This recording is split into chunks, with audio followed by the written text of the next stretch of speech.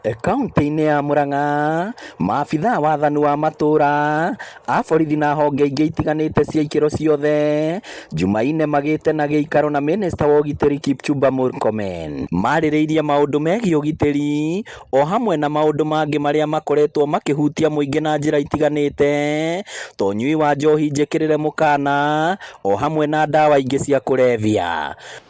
Biggest problem here is the misuse of the alcohol distribution licenses.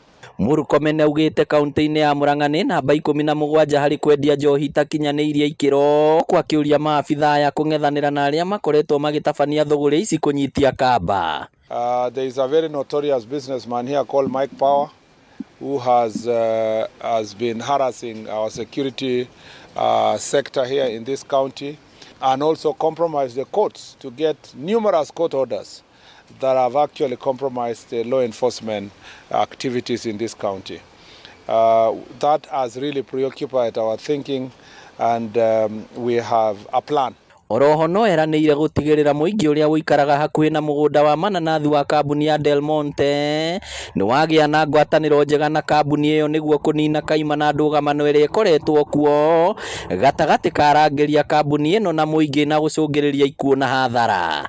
And I request all of us to work together with the investors and appreciate the work they are doing, even as they employ many young people and feed families. If there are social issues, if there are land issues, those can be handled through legal means and through observance of law and order, not through illegal means, not using force either by citizens or law enforcement agencies. So let's not make it normal that it's okay to go and steal pineapples. That people are poor.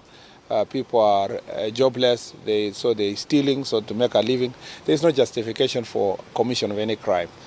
Kiribotera Inooro TV kuma kaunti ya Murang'a, rĩtwa rĩakwa nĩ Victor Kĩnũthia.